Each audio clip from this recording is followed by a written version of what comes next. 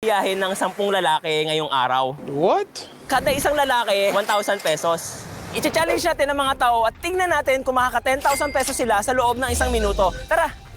Excuse me, pwede ba kayo sumali sa video namin? Kasi, sali ka. Sige. Kasi laki ng bag natin, pakita mo sa camera. So ganito, explain ko yung, kasya yung ano? Barangay. Ano pangalan mo? Star po. Star! Okay.